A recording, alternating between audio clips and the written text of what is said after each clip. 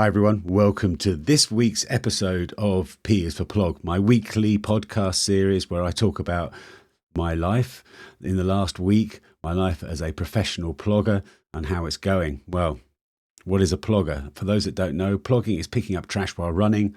I've been doing it in my free time for 13 years, but since October, I've gone professional. I'm trying to make a living from this to pay the mortgage.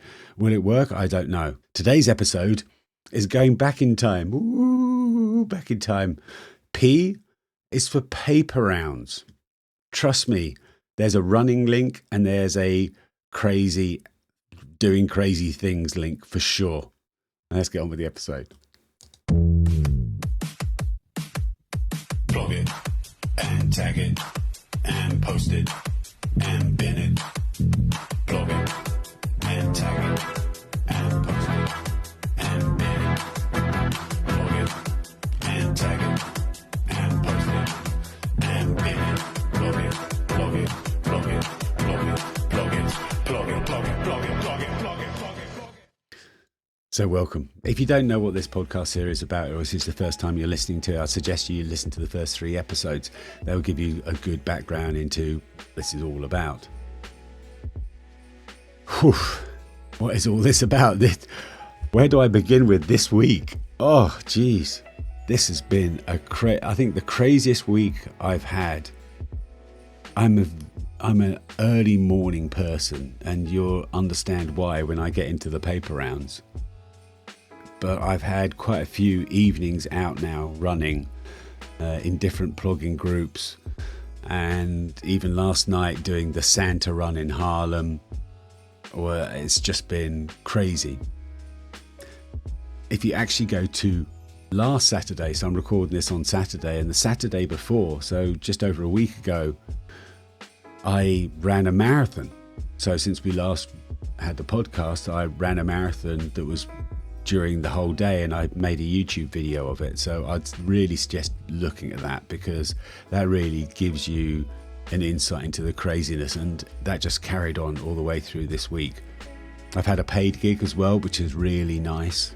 So I went to a community centre in Alkmaar to really promote the deposit system machine that they've got in place there. So what can happen is the locals can take their cans and bottles that have got a deposit on them and then put them in the machine, and then that money gets donated to the community centre. It doesn't cost the community centre anything. That's the beauty of my sponsor, Statiegeld Nederland, who do the deposit system. They know that the way to increase the percentages of cans and bottles that get back into the system is not by the amount of money that's on them. They've done, research came out this week, is actually by having more machines available. So they make it available to everyone for free. So if you want a machine in your local club or in your community centre, you can do that. And then people can either get the money back themselves, and just like they normally do in the deposit system, or they can donate it to the charity or to the club, wherever that's situated. So that's a really nice system. I was really grateful to promote that. That was fantastic. And then alongside that, if you're looking at the video, you can see that is actually a banana suit in the background that's all red. I have been using that like crazy. It seems to be nearly every day I've been running around in my Christmas banana suit. And for the last couple of days I've been running around in a Santa suit under it, going around as a Christmas Santa banana, or is it a Christmas banana Santa? I've decided it's a Christmas banana Santa, because then I can call it a Bananta. I'm a Christmas Bananta. If it was a Santa banana, then it'd be a Christmas Santana, and that doesn't really work. Apparently someone took that name. Damn it. Crazy week. But I've loved every minute of it. And even if this professional plogging fails, I'm just putting it out there. This is the happiest I've been ever. I really feel like I'm achieving something. I really feel like I'm out there doing something good, not just working in IT, not just doing a job. I'm doing something that I'm doing with a passion. And for me personally, I feel that it has great value. I just need to get the sponsors to see that, and I need to get companies to see that.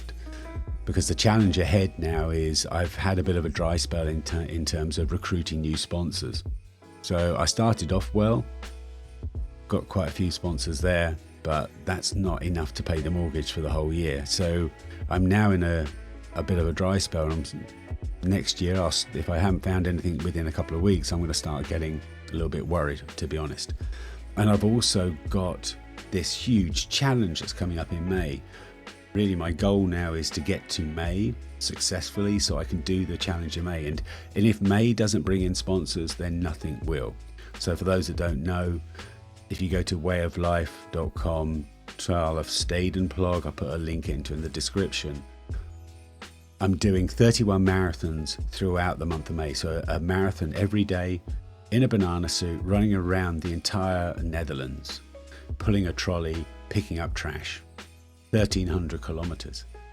And I want to make a film for it. I think that that's worthy of a documentary, one of those cool YouTube videos that you see that has all those laurels around it shown at this film festival. I think that this subject matter is worth it. But of course, to have a film crew is going to cost money. So I'm now in the dilemma of, if I do get some money in, do I then put it towards the filming to invest in the future, or do I put it towards my mortgage? I'm getting into that situation. So in the new year, you'll hear a bigger drive from me to try and recruit sponsors. I'm hoping as we get close to the May that sponsors will be a little bit more excited because they see it so close, sort of only just a couple of months away. That's my hope anyway. So this crazy week is nearly finished. Let's talk about my paper rounds. And you'll actually see that this craziness has been in me ever since, for years. And it's got so many aspects to it. There's the competitiveness, there's doing the crazy things, there's doing the running. It all actually shows in my life as a paperboy. So let's go back in time. Let's go back to the early 80s. My mother had a news agent, so she had a news agent for a whole of her working career, really. It was a family business on my uncle's side, and she looked after one of the shops in Langton Green, which is one of the middle-class suburbias just outside of Tunbridge Wells in England. Quite a big village, Langton Green is. So if you go back to the 80s, the news agents was really the hub, the heart of the community in many ways. Everyone would get their news from a newspaper. It's not like going onto TikTok or Instagram now. There was no social media, there was no internet. If you wanted to see the news or know about the news, you'd either have to watch the news program, which was like once a day or twice a day, or read a newspaper. So every house had the newspaper delivered. So that meant a lot of paper rounds. And as was for all places, it was just full of two types of people doing those paper rounds. It was either retired people doing a paper round for a little bit of extra pocket money, or it was paper boys and paper girls going around and doing it. And it's a 7 days a week job for a paper boy or a paper girl. So often what would happen is in the weekend they'd have something on, or they would maybe be sick or just too tired for whatever the reason. But I don't know how many paper rounds there were in the shop had to do, but it had to be over 15. So it could well be that in the weekend there would be sort of 3 or 4, maybe 5 paper rounds that needed to be done, but no one to do them. When I got old enough, then that became sort of my job in the weekend. So I think, I'm guessing 14, 15 was when I started, something along those lines. I first started running when I was 13. Maybe I was doing paper rounds then, because originally when I did the paper rounds in the weekends, just to fill in the gaps of where the paper rounds, they didn't have a person to do them on that day.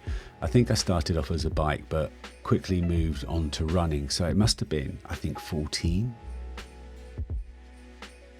So my mother would have to get up every day for nearly all of her working life at around, I think, 4:30, something along those lines. She'd have to get up and then go into the shop, get all the paper rounds done, so that when the kids and the came in to do the paper rounds, they were all ready to go. And in the weekends, if I needed to help her, the newsagent was so far away that I couldn't just sort of get up a little bit later and then walk in when she was ready for me to do them. I had to sort of go in with her in the car. So I would have to get up at that time, whether it was 4:30 or whatever the time was. So the reason why I'm an early morning runner is I just grew up having to be up at that time. And then I'd just have to sit there for an hour or whatever until the paper rounds were made up, and then I could start going and doing them. And like I said, I might have sort of maybe even 5 to do that day. Now a paper round, I think, probably took the paper boys and paper girls about 30 minutes to do on a bike. So if I've got 5 paper rounds, then that's 2.5 hours of paper rounds that I need to do on a Saturday and a Sunday. That was quite intense. And it soon became apparent to me that the most efficient way for me to do that was to run. Instead of doing, you'd go down a street and then you might be doing nearly every house in that street. If you're on a bike, you have constantly getting on and off. Whereas if I ran it, I could just literally run between the houses. It just made it a lot quicker for me. So it wasn't long after I started doing this that I decided to run it. And it made so much easier. But if you look at the crazy stuff I do now, it's almost not anyway. It's nothing as crazy as what I used to do then. This is not social media or influencing or anything. This is just me trying to do these paper rounds as quickly as possible. So what I would do is I'd do 2 paper rounds at once. I'd literally have 2 huge paper round bags sort of thrown over my shoulders. And on a Sunday, that could easily be, I can actually feel the pain in my shoulders now. Oh, wow. I'm guessing that that was probably around 15 kilos of papers that I'd have. Especially on Sunday. If you're in the UK, you probably remember the Sunday Times. I don't know what they're like nowadays, but they were huge. And then suddenly you're going to sort of 20 houses, or actually more, and you've got those Sunday Times. And it was so bad on the Sundays that I could only do 1 round at a time because I'd still need 2 bags. So I'd be running, shuffling along. There's no GPS, so I've got no idea how far I went, but I'd get quite a few kilometers done each day in the weekend. There was one time, it was winter and there was a lot of snow on the ground, and I had to take these papers to some farms that were just on the outside of town. So if I just think about that now, that was just getting to those farms and back would be probably around 4 kilometers just to go there and back. So I did that in the snow, sort of shuffling my way along or running my way along as best as I could. And it was cold snow, it was cold. I think that was one of the first times I've sort of really seen, well, that's one of the most memorable times I've seen my mother actually be really sort of concerned that something was, she was in a bit of a panic, because I think I was close to hypothermia, but by the time I got back, she shoved my hands in her armpits to try and warm me up and everything. I was completely frozen. This is going back to the early 80s. This is not technical materials that you get running now, or you go out when you've got these crazy warm gloves and so many layers. This was the 80s. What did I wear? Well, I wore maybe a couple of t-shirts, cotton t-shirts, and I did have lycra. Lycra was in for tights. I was a big lycra guy. Brace yourselves. My favourite lycra tights that I used to run around middle-class suburbia, shocking the life out of the housewives in their bathrobes when they would sort of just went to get the paper out the door. They would see this image of me with 2 bags, paper bags over my shoulders and these skin-tight lycras on. And it's the 80s. It's neon colours. My tights were a tiger print, but in not tiger colours. It was a tiger print consisting of a neon green and an electric purple. They were my favourite. They were awesome. All of my types had like really bright colours. And this is before running shoes. Oh no, I'll come back to the running shoes in a second. So I did that paper round every weekend. And as I got even older, so I think let's move up to when I was maybe around 16. What happened is there was a person that did a bigger paper round. One of the rounds, they used to do that in the weekends, but they couldn't do it all the time, or they left, whatever the reason. That I actually started doing it with my dad. So we were in this village, Langton Green, but outside of that, in another village that was nearby. I think Fordham, was it? Gosh, I can't remember. It was another village, but it was too small to have shops. It was too small to have their own news agents. So we actually did the newspapers for that village.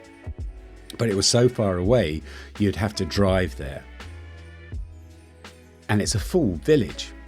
You know, I don't know how many hundreds of houses. And the way that we did it was we had a little Fiat van. It was literally just a small middle-sized car, but in a van format. This is before seatbelts. So my dad would be driving and I'd be in the back. There would be literally stacks and stacks of papers all sorted in the right order with the numbers on and everything. So there'd be all that completely occupying the space. And then I would be in the back of the van holding onto the back door just to sort of keep it open so that I could jump out. And what we'd do is we'd drive to the village and I'd jump out and do a paper and then jump back in the van and then carry on. And this shows you how competitive and crazy I was. So what we decided, I don't know why we came up with the idea, but it worked out pretty well. So what would happen is my dad would drop me off in the centre of the village with all the papers that I needed for that centre, and he would then go off into the van and do all of the farms that are on the outside it was just too far around in terms of distance to do in any other way. So we sort of went off. So we got to the centre of the village. I'd jump out. I'd have these 2 huge bags around me, and then I would start doing the centre of the village. And then we always had this competition on, and I'm pretty sure that it was my dad was actually saying, I bet you can't beat me. Here, have another paper. I bet you can't beat me. Let's see how quickly you can do it. So we'd have this race for me to get all of the papers in the centre of town done before he'd done the outskirts. I did everything I could to beat him. I would be jumping over hedges and doing it in the most efficient way. Literally the shortest route possible, I'd figured out to get all of those houses done as quickly as possible. But no matter how much I tried, I always got to the point where my dad and I were going to be meeting up after we'd finished both of our sections. And he would be just there reading a newspaper that he brought along for himself and having a cigarette, just chilling, knowing that I would never beat him. He's done about 5 papers and I've done like 100 or whatever. man, I just fell for that. And each time, the only thing in my head was I'm going to beat him next time. I'm going to beat him next time. It was never like, hang on, I'm getting the raw end of the deal here. What's going on? I think you can see the grown-up Paul in that younger version. It hasn't changed that much. The crazy ideas that I come up with, it's all there. And there's still another connection with running. So I was doing all of this running and I was loving it. I really enjoyed it. Even though it was a ridiculous time in the morning, I loved going out and doing that run. Just as I love deeply doing what I'm doing at the moment on a daily basis. I cannot describe how much joy this is bringing me. I really hope it works, because I don't know what I can do after this. But anyway, going back to the shoes. So one of the things that you used to do, secrets of the trade, is someone would order a magazine or one of those things, and then what you'd do is you'd read through it before you gave it to the customer. Okay, I admit it. I can say that now. I did that. And the magazines that I used to read were sort of the Running Weekly magazines. There was a couple of them. And I used to love skimming through and sort of seeing all of those articles. I remember there was one from Asics. There was one Asics ad really stood out for me, which was they took a regular shoe and they took it out of the box and they ran a marathon in it, and so the advert said, "Look, no blisters. I took this shoe out of the box and I ran a marathon in it, and I didn't get any blisters." That was one memorable advert from Asics that I loved. The other one, though, and that really sticks in my head, is New Balance. So I don't know when this advert came out, but I remember so clearly in this magazine. It was a New Balance running shoe in a safe, and it was like the text was something like, "Yeah, it's worth it," or "Yeah, this will break the bank," or something along those lines. They were playing around with the advert because it was the first running shoe, or the first real running shoe to cost more than £100. This is back in the 80s. So that's a lot of money. I mean, that's probably the equivalent. That's probably even more than the carbon shoes now. I don't know how that equates in terms of inflation and everything, but that was back in the early 80s, and it was the first one to break the £100 barrier. And they actually marketed that as saying, it's £100. Can you afford it? This is a super shoe.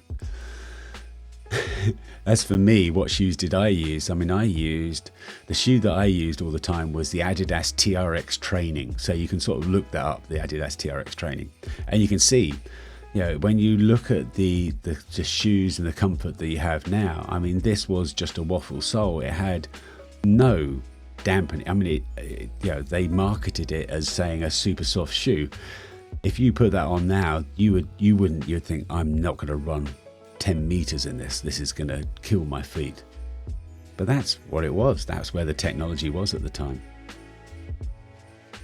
So that's my story of how my crazy journey, and it's so recognizable what I'm doing today with what I did as a paperboy in the early 80s. Do you see the similarities there from these stories? Let's do the credits, and then I've got to in the time to do the credits, I've got to think up a tip for the day. Let's see if I can bring it in with the paper rounds. Plug it and tag it and post it and bin it. Plug it and tag it and post it and bin it. Plug it and tag it and post it and bin it. Plug it, plug it, plug it, plug it, plug it, plug it, plug it, plug it. So what's my tip for this week? I think in the time that's come up, I was like thinking, really, it's everything I do. One of the things I love about plogging is it is so much more than just picking up trash. What it is it's a movement. It's an additional movement that you don't normally do. I don't do warm-ups because I'm constantly bending down picking up trash, or I'm constantly stop-starting. There's a you can do that yourself. Make plogging part of your warm-up. Bend down, pick up some trash, and you're kind of getting those stretches in straight away. I always say that plogging makes you a better runner, and it's because of these things. So if you do go for a run, why don't you actually try and doing a little bit of plogging and see what I mean in terms of, oh, hang on, I'm activating all these other muscles and I'm just getting warmed up in that way. And it's not a static warm up, it's an active warm up that serves a purpose. That's the whole thing, is the fact that you're warming up, but you're saving the planet at the same time. Maybe that's a bit over dramatic, but you're making an impact as well as doing a warm up. It's the perfect time to do it. Give that a go. Try it on your warm up. My name is Paul. This has, as you now know, for decades been my way of life. It has brought me so much joy. Hopefully this has inspired you to try a few things just to see if it will bring you joy, if it will inspire you to make changes in your life. I really hope it does. If I don't speak to you beforehand, have a great Christmas, a happy Christmas, and I'll speak to you next week anyway. So have a good Christmas period.